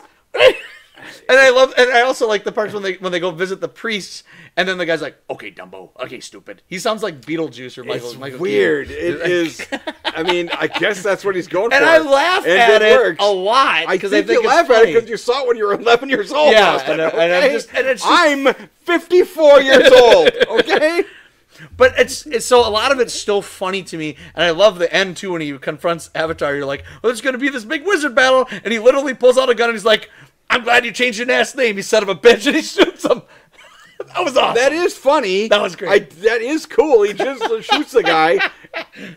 And I will admit, if I was 14 and I saw that scantily-clad lady run around, that hot animated chick, I would have been like, yeah, my hormones mean I have to like this movie, I guess. Mark Hamill's small part, he was like that Sean the Fairy that shows up and was... I don't remember anything about Sean the Fairy. Yeah, well, so he had like... Apparently, it's a character. He had like a cowboy hat or whatever, and then... that was Mark Hamill? Yeah, and he was just like... assassins, and then he gets shot, and it was just like, and then that was it. He gets top billing because it's the only name in the movie. Okay, I'm a big Mean Streets fan. Mean Streets is a Martin Scorsese film, 1973.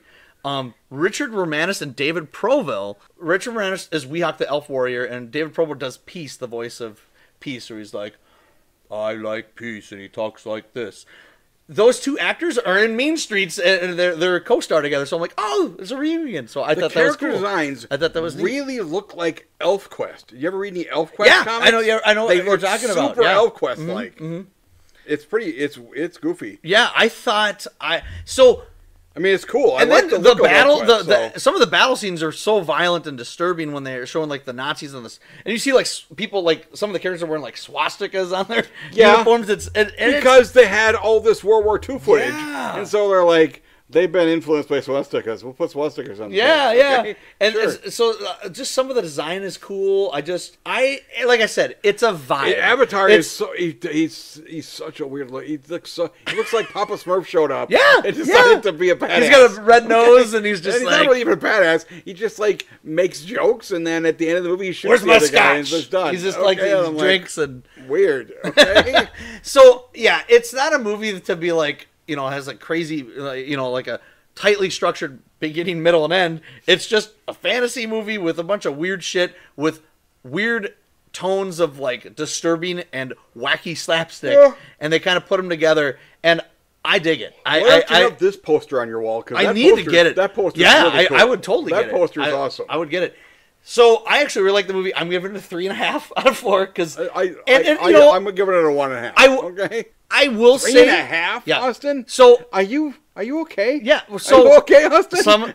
I'm not gonna deny that it could be some nostalgia, but I still think even if I didn't see it, I still think I would vibe it. I gave A Big Half Little Lady 4 stars, and I'm willing to 100% admit it's because it's me. It's only because I give it a 3. The movie's good. I just only because I like it that much. Okay. So no, I really like. If I saw it for the first time yesterday, I probably wouldn't give it 4 stars. Actually, when we while we were watching, I thought this was going to be the movie you were going to hate. So I'm glad you don't hate it. So no, the fact you're giving it a 2, that makes sense. The fact you're giving it a 2, I'm like, oh, yay. Because I did mention that. Okay, yeah. When I said that, I just assumed it was going to be Wizards. I thought it was going to be Wizards. I was surprised that it was Late Show. You should be surprised. It's fucking terrible.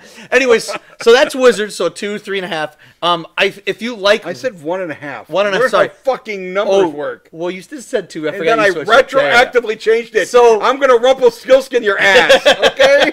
So 3.5. And for me, I feel like if you like weird shit and can just give into the film's weirdness, if you like drugs, I think you're gonna like it. Yeah, I guess maybe that's another thing. I've never done drugs. I've never done drugs either. But watching this movie makes you feel like you should do drugs. Okay. Yeah, absolutely. And I'm sure there's a following of people that do drugs and watch his films. So correct. Anyways, the last movie we have is The Front, and this is directed by Martin Ritt, written by Walter Bernstein, both who were blacklisted. Yes, at the end credits, it shows all the people who worked on the film. And Zero Mostel was also blacklisted, which is interesting too. So this is this isn't a Woody Allen movie per se. It is written by Walter Bernstein and directed by I think he had some influence on what happened in this movie. Okay. So yeah, that'd be interesting. I'd like to know about the making of this film. Yeah. Actually, I'll go into a little bit more what I feel about Martin Ritt and the casting and stuff. But it's essentially takes place in the early '50s. During the Hollywood Blacklist, and I find this era fascinating. I love this whole thing. Have you seen The Majestic with Jim Carrey, directed by Frank Darabont? No, I have not seen. It's about the Blacklist. Is that about the Blacklist? Oh, okay. And also, there's a movie with Robert De Niro in 1991 called The Guilty by. Well, there's Guilty by Suspicion. Good Night or whatever. What's that thing called? Good Night, Good Luck. Yeah. With George Clooney, but the Guilty by Suspicion with Robert De Niro as a blacklisted filmmaker in the 50s. Okay. That's also awesome. So I kind of really like the whole idea of it and the actual history of it. And this isn't actual history, but a lot of it is really closely based on some stuff that actually really did happen. Yes. Especially on Walter Bernstein's experience, because he's the screenwriter. He wrote this based on his experiences with being blacklisted, which I found kind of interesting. Let's cast Woody Allen in it and then have Woody Allen make it so your character is significantly less likable. Okay.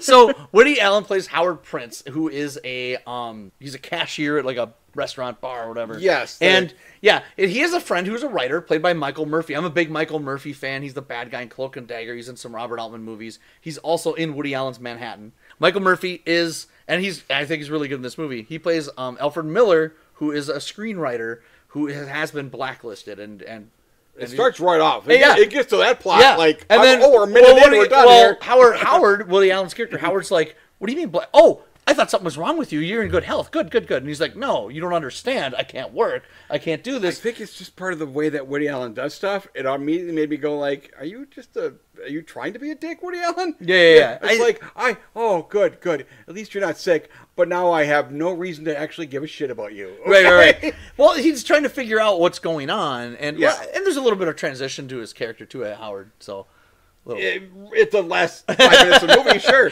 So, but what's interesting, so he's like, hey, he pretty much says, I want you to be a front. So you're going to write the scripts. You're going to, No, I'm going to write the script. Well, that's what I mean. And then you're going to put your name on the script. Yep. He writes and I'm going to give you 5%, 10%? It was 10%. 10%. Yep. And he's like, okay, sure. And he's like, I have to go meet with this guy. He's like, oh, it's fine. You'll be fine. And so it ends up working. It works. Gets there, and it's television writing teleplays.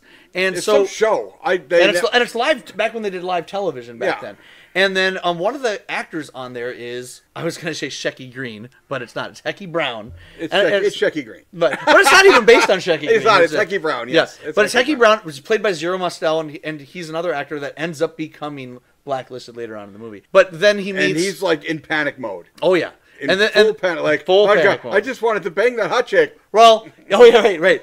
And then that's why... so anyways, Woody Allen meets kind of a co-producer, whatever, assistant, Florence, and I can't pronounce her name, Andrea Markovicki.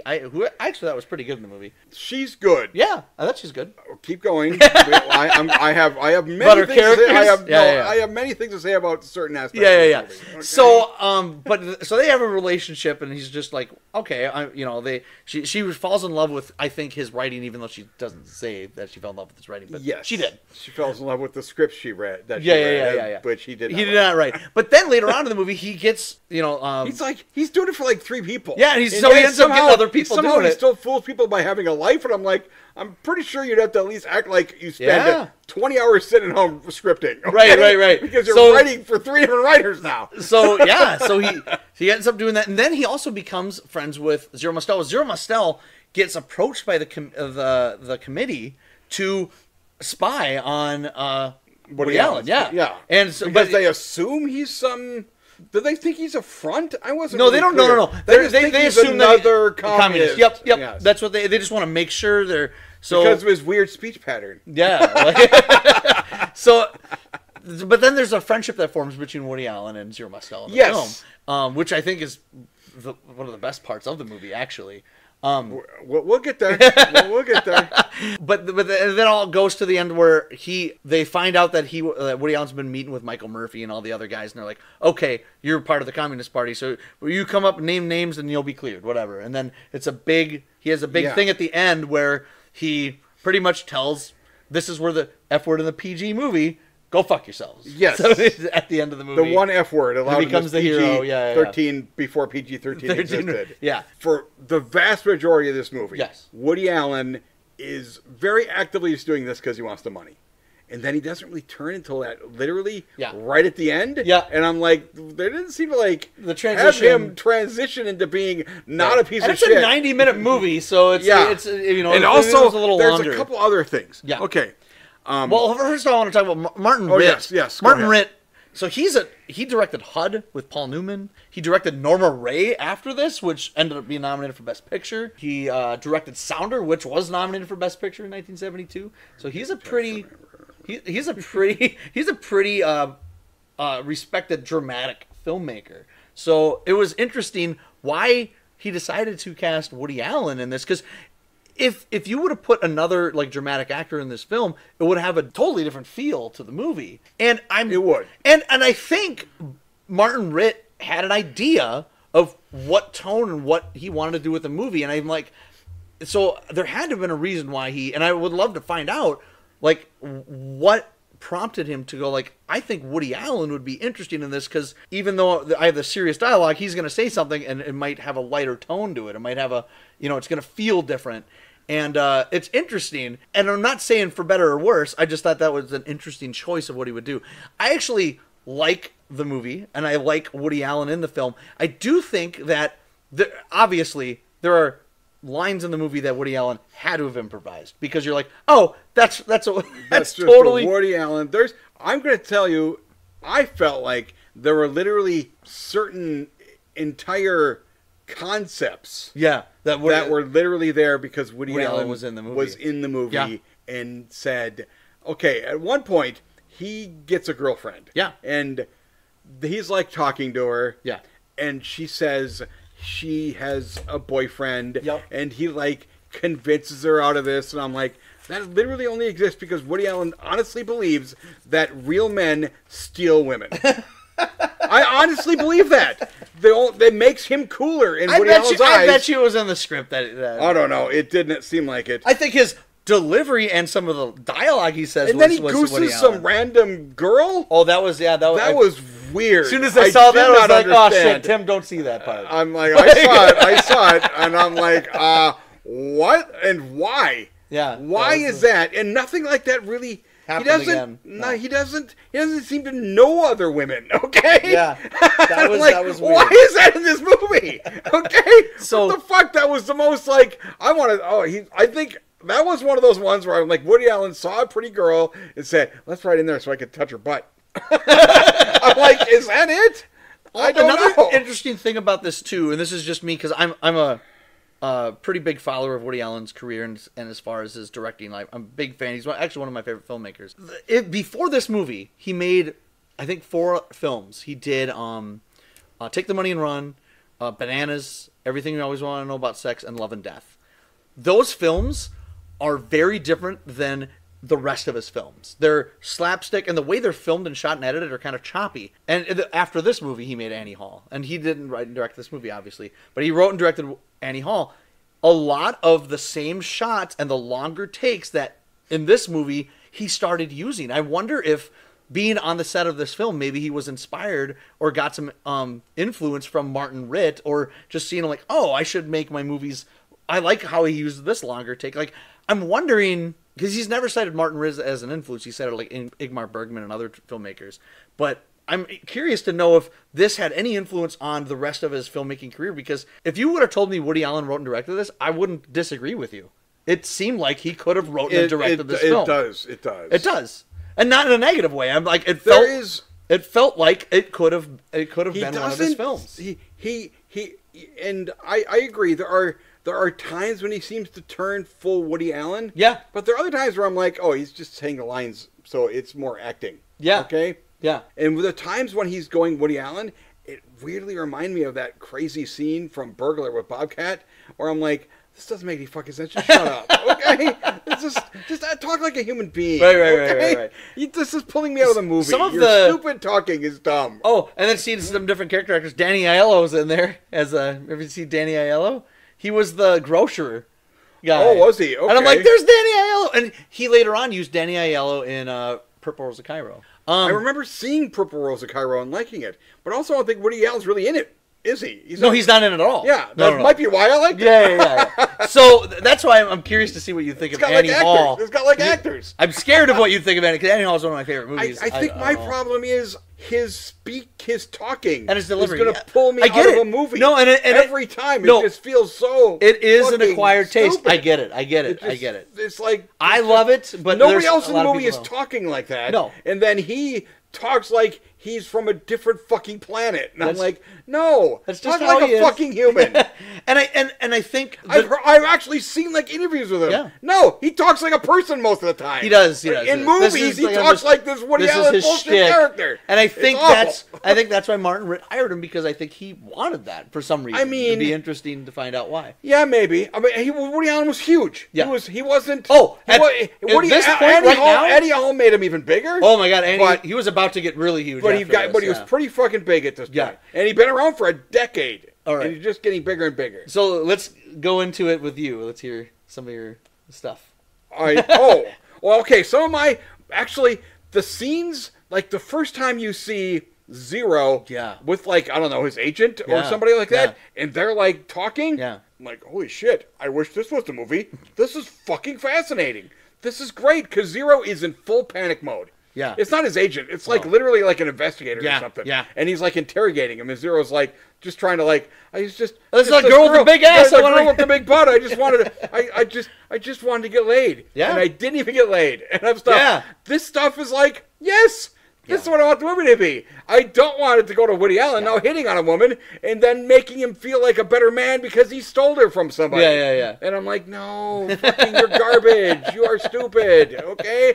Stop it. Go back to Zero. And then Zero, whenever there was Zero stuff, I was fascinated. Because Zero was awesome, and whenever he was doing stuff, it made sense. He was in panic mode. He used to be a name. Yeah.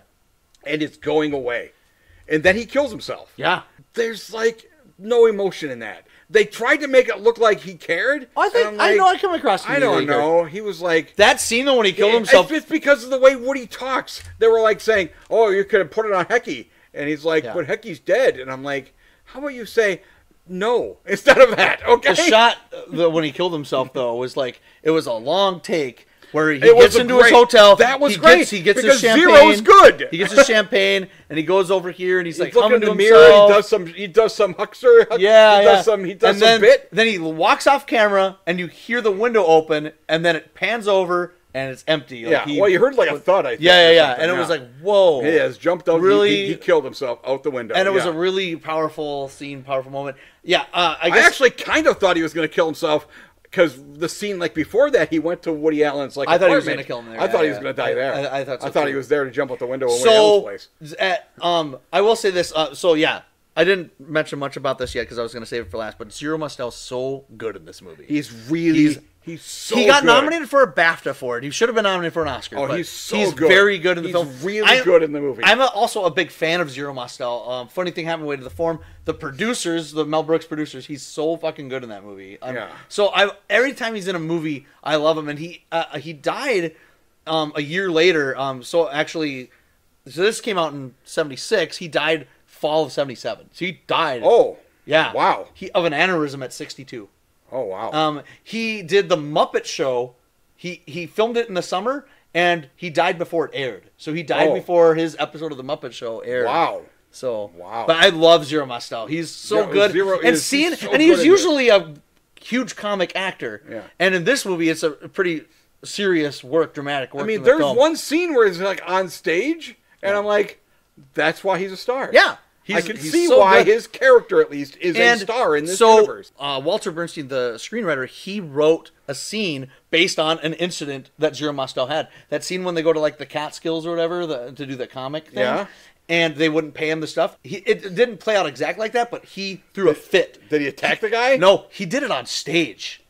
Oh, apparently he did it on stage. That sounds like, as much as it was cool in this. That sounds cooler. But that sounds fascinating. So that actually happened. So he actually actually happened to Zero. That himself. Actually happened to when Zero he was like himself. 40 or something. Probably, yeah. So that was like in 1951 when that happened. Wow. To him. And he didn't work again. He started doing theater in the late 50s, early 60s, but he didn't do another film for 15 years. From 51 to 66, he didn't make a movie. Because that was the thing and then he came back for producers. No, funny thing happened with the forum. Oh, okay. And then the producers shortly after. Yeah. But yeah, I was watching, and it was weird.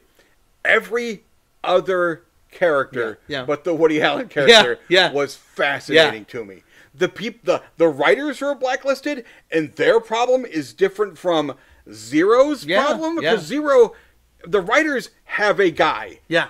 Just give it to him. Zero has nothing. Zero can't do shit. His entire thing is himself. Yeah. And now he's getting paid like he was getting like $2,000 or something. $3,000, and then he was getting paid $250. But then he's like, "I'm going to get paid $500," and then they said, "No, you're getting $250." And I was like, "Oh, because $500 was an insult, and then $250." And now it's $250. Yeah. And then they said $300. And then it went back to $250. And I'm like, he's not happy about this. But then I'm like, in the mid '50s, I would have taken $250 in a heartbeat. Well, yeah, of course. But I'm not Zero. Yeah. Or Hecky. Right. But it was Hecky Brown. So, since I am a fan of Woody Allen, the Woody Allen stuff did work for me. I do find it really odd and curious that Martin Ritt would cast him in this role. I honestly think I might have liked this movie a lot if it did. I feel like that. Woody Allen. I feel like that. If it had an actual fucking person who can act, because Woody Allen is a filmmaker. Yeah. And I guess I mean, having seen Purple Rose, Yeah. he can direct, Yeah. and he can write and Yeah. stuff. But I just hate him when he's on screen. Yeah. I just fucking Nope, hate him. I get it. I get it. Just like, shut up. That's why I don't think you'd like Annie Hall. Talk because like a person. Because Well, that's just Annie Hall is like a whole universe of fourth wall breaking and shit. Right. Stuff. But it's So, Woody Allen. I think you're still It's going to... Woody Allen. I might have the same problem, but also I might be able to overlook it because everything in it is going to be fucking weird. Yeah. It's not going to be... This movie is trying to be a serious movie Yeah. and a terror thing, and then every time he talks, I feel like, you're just stupid. Okay? you don't understand anything. Matter of fact... right in the beginning, I guess I got a lot to talk about this movie. Yeah, no, right in the beginning of this movie, it's Woody Allen's character and the first writer. Michael Murphy. Michael, as Alfred Miller. Yes. They're like talking. This is like a minute into the movie. Yeah. And Alfred Miller's like essentially is asking him to be a front. Yeah. And then Woody Allen, for some reason, has to say, "Oh, you're going to give me a thing," and I'm like, "You have to fucking we understand. Why are you repeating?" It's because you're Woody Allen, and you think everybody's fucking stupid. I don't understand. Oh, you explain this to us, Woody Allen. We already told us. Shut up. Be a fucking person. You're saying it because the only reason to say it is because you're in a movie and the audience has to hear it. Right. It pulls me out of shit. Yeah. Because of the way he does it. I get it. So it didn't pull me out because I think it's a neat bit of casting a little bit. But yeah, I totally get it. If I was really afraid. Because at one point, he actively leeches on this one girl. Yeah. Who I'm like, that girl's real young. And then she finds out he's a writer. And he goes, and I'm like, first of all, he's not really even a writer. And then he lies and says he's a dentist. I'm like, it's amusing that he's double lying. Okay? So the only problem that I had was towards the end. I wish it was a little longer because I do think the transition of him all of a sudden turning into kind of like a crusader at the end wasn't quite instantaneous. There. It was instantaneous. Because he was actually becoming even more of a piece of shit right before that, where he was like criticizing the scripts and stuff, and I'm like, dude, not your job. Because I do think he was supposed to be kind of a character that wasn't super likable, but then turned likable. Yeah, and but the transition wasn't there. Also, that was the thing, though. It literally starts right off, like the very first scene. Alfred Miller walks in, and he's like doing the stuff, and I'm like, I mean, I appreciate we got to the plot early, but I kind of would have assumed maybe we would have seen him getting on the blacklist first or something. There would have been stuff before that. Okay? Yeah. We don't see any of that. But then, so I'm like, okay. It didn't bother me because I'm like, this movie is about the Woody Allen character. Yeah. It makes sense.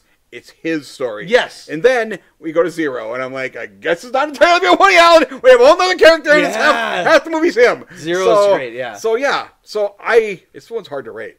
It's a 3. I give it a 3. The stuff I liked. A strong 3, but it would have been higher if the transition was better. He's just in it so much that he pulls it down every time. Yeah. He pulls me out of the movie every time because he never talks like a fucking character. It's Woody Allen.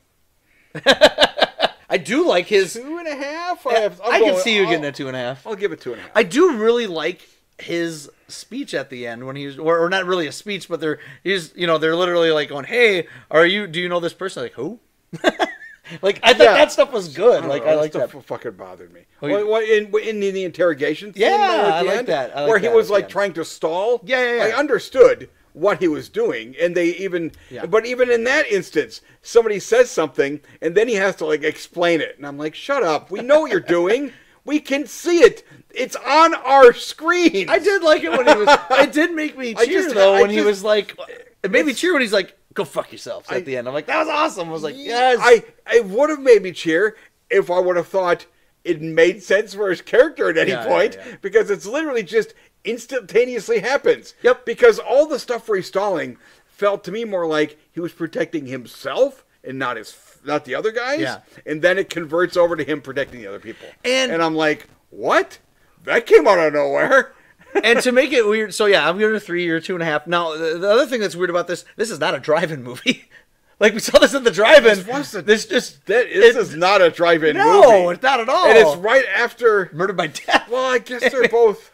Murder by Death isn't necessarily a drive-in film either. Has, as much as I sit here and rip on Woody Allen, that does have a character in it that should pull you out of the movie, but I fucking loved every second of it. So. Oh, I love Murder by Death. Yeah, Murder by Death. But I mean, what's his face is in it? Goddamn, what's his fucking... Truman Capote? Truman Capote. When he's so good. It's so silly and stupid, but I loved it. So, I mean, well, whatever. That was also a farce. But that's not a serious movie. No, right. This is more of a dramatic film. So if this starred someone like Dustin Hoffman or something like that, it would have been... That would have been phenomenal. Right. You literally get a guy who's... Because in this, it's literally... He just has a guy he happens to know from the deli he goes to. Yeah. And he's like, I'm going to offer you a thing because I need somebody to do this for me. Also, I'll give you money. Okay. I like money. He seems to have a lot of money by the end. And I'm like, he's only getting 10%. Okay. I don't think he should have this much money. So I did like it a little more than you, but I don't think it's perfect. But yeah, Zero Mostel is the reason to watch this movie. Zero Mostel is the reason to watch this movie. Amazing. All right, so my favorite film. Well, what's going to be your favorite movie out of these? The Car, probably for you. The Car. So just because for me, I like Wizards. So Wizards for me is. Wizards would be your number one because it's my number one because you're a psycho. But Car is also a lot of fun. The Car is. But I also really like. I can recommend the. Weirdly, if you have a problem with Woody Allen, here's the thing. Don't watch it. Other than The Late Show, I didn't completely hate the rest of these movies. No, The Front is interesting. I didn't hate any of Wizards is insanity. It is, but I understand that That's why I liked it. It's cool. That's why the Car is fun. Pumping Iron is cool. Yeah. The Greatest is also more... That's my least favorite for me. That's my least favorite. It's more interesting than it is good. Yeah. So, best performance for best leading actor. There's really not a leading actress in this. So, there's not that many leading actors. It's got Woody Allen and Art Carney and Muhammad Ali and James Brolin, I guess. Muhammad Ali and Brolin. And for me, not really any actors in Pumping Iron. For me, it was Art Carney. Because I know you didn't like him, but it's not Art Carney. He's my favorite my favorite performance by an actor. My favorite performance that is not a lead, but it's obviously Zero. Zero is the best. Supporting for actor is Zero, and it's the best performance of the show. Of the entire thing is Zero. Zero is fantastic. I'm trying to think of there really wasn't. Actress. No, the best female is Lily Tomlin. No, it's what's her face in the car when she gets murdered. It's she's actually really good. She's really good. And then she just gets fucking car murdered by a jumping car that jumped through her house. It was awesome. Okay? All right, I gotta tell her name again. Kathleen Lloyd. Yeah, she's good in the movie. She's good, and also I just like. I mean, it's weird that has to be my favorite movie of the six. The Car. It's The Car. Well, the last episode, Wild Thing, was your favorite movie. So but here's the thing: The Car isn't bad or good enough to be Wild Thing. True. Wild Thing is perfection. Yeah. Okay? Yeah. All right, so that was our episode, and this is season finale, and we don't know. We might be back next week. Who knows? We have no idea. We don't know. It'll when the next season starts. We haven't aired it, but I'm telling you, season finale for the next one. 1980. I don't know when Empire will open. Okay, that must have been May something, but we'll figure it out. I don't know. But could have been later in the summer. I don't know. No, I'm pretty sure it's May. I think they just that's what they did the Memorial weekend because I know Return of the Jedi was also May. Oh, okay. 83. That's cool. Season 3. 80. We might get Final Countdown. We already mentioned that. Oh, you like that. I haven't seen Final Countdown. See it. Oh, I don't know. So I don't know when in 80 that came out. Yeah. But as we are recording this right now, none of them have aired yet. We have not aired the episode, so we don't know. Correct. What's happening with That's it. because we'll find out. Sometimes when you make a mini series, you make the whole fucking thing before you put sure, it out. Why not? Okay, that's what we did here. Now, granted, there's a high likelihood for season 2. Those will start coming out after we've made 8 of them. Or something. Yeah. Okay? Well, because I'm sure we're in about 2 weeks. We're like, hey, let's watch some more movies. Yes. So because this is a lot of fun. We are going to take a little break from watching 6 movies every week. Yeah. We've been really enjoying this season. So I have been, except for some of the movies. Well, I still like watching them. No, I don't care. I like watching movies. Yes, good, bad. It's just fun to watch. You are more able to just. I know. I get it. Even my 0-star movies, it's fine. I'm like, this right now we're recording this, but it's like a little bit after Oscar season. You had to say we're going to take a couple weeks off because I have to watch everything that's ever nominated for the Oscars. I did. I watched in every category. And I'm like, good God, you're going to watch a lot of fucking movies. And then you did. I did. You watched like 15 movies in like a week. Yeah, it was really crazy. It was fun. Okay, and I'm like, okay, I've seen one of them. Okay, and I would do so, and because we do these, we're going back in time doing movie marathons. Did you ever do that? Did you ever do a movie marathon? Yes, I used to do them back in. I still have the stubs from 2 different movie marathons back in '99. So you would actually go and do, because I would do that all the time in the '90s as well. I did it in the multiplex era though. Yeah, we would just me go too. to a thing No, and me then too. you're just Me like, too. We would buy a ticket. And then every other movie, we would actually buy the ticket, but we would just sneak into the thing. Well, because almost universally, every other movie, nobody's in there. I did do kind of what we're doing is we go to one theater, we go to the other theater, because I'd be like, okay, I'm going to see these 2 movies here, but now I want to go to Lagoon to go see this art movie, and then I go. So I would drive to like 3 theaters in one day. I remember doing it. We're here in Minnesota. Yeah. The first real full multiplex was in White Bear Lake. Oh, the Moeller Family Theater. The north of White Bear Lake. Yeah. That had... White Bear Township Theater. White Bear Township Theater. It's an awesome theater. That had... Yeah. But that was like the first one that was like that, where they had like 16 screens or something like that. They had a bunch.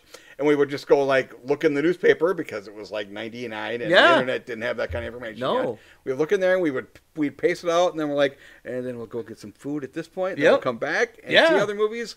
I did that too. I saw some good movies.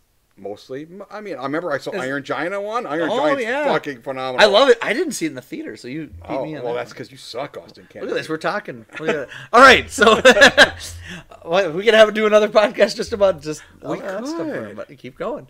All right, so that's it. I don't know what we're going to do next. Hopefully, I don't know. We don't have the dates for the next one. I have no one. idea what we're going to be doing, so we'll figure it out. I'm going to try to make it even like we did this time. Well, I've already said we have to do the 40s. We have to a couple of 40s ones because we somehow didn't do any 40s. We didn't do anything in the 40s. And I do know that in the description you wrote, we go from the 20s to the 90s. I'm trying to look for a 20s that's going to work. But here's the thing about the 20s. Yeah. We actually travel in time. Yes, we do. We don't want to watch movies that you people can't see. That's true. Okay?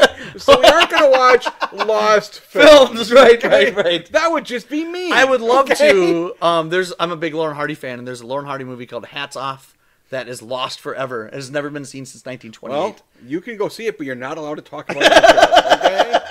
Ever. Yes, let's do it. All right. Well, that's it. I hope you enjoyed the season, and I hope you'll be back for next season. So that's it. Thank you. Yay, thank you. Thank you for season 1. A triumphant success, I hope. Trying to think of what do you think of the best movie was of the... The best one that we watched was The Chase. Oh, so I would say out of the movies that I haven't seen, that probably is the case, The Chase. Okay. I think. My favorite movie that we watched is Gentlemen Prefer Blondes. That's just, that's one of my favorite movies of all time. Okay. That's probably the one that I've... The episode that had both The Chase and Big Hand for Little Lady is my favorite episode. Oh, that was good. The only one I gave 4 stars to 2 movies. My favorite episode, where we went to, the best marathon for me was 1960, because seeing the gazebo and Lady Killers. You're right. I've never seen those before, and that was just really cool. Biggest surprise. The gazebo. That is probably the biggest surprise. I've never fucking heard of that movie. No, it was so good. Nobody's heard of that movie. The Chase was also a pretty big surprise, too. That was but the gazebo really is one that nobody fucking knows about. No. And when I've told people about this podcast and stuff, and I'm like, I should watch the gazebo. The gazebo is just fun. It's good. It's fun, and you've never fucking heard of it, and it's just good. Yeah, really. Yeah, I really like that. But anyways, we'll be back. We will be back for season 2. Rough Night in Jericho also. Oh, Rough Night in Jericho is fucking awesome. We shall return. Yes, we shall return. Unless one of us gets in a car accident or something. Okay. All right, and then we'll go back in time to stop the car accident from happening. I guess. I kind of thought the time machine worked where you couldn't go anything. You had to go back 30 years or further. Oh, okay. And 110 years or less. Okay. I think those are the rules. All right, so this was Film Geek Time Machine, and that was season 1. And I'm your host, Austin Kennedy. I'm the other guy, Tim Kaiser. All right, and we'll see you next time. Correct. You did it. You win. I did. You're smart. I did. You sound so amazing. Okay. Bye-bye.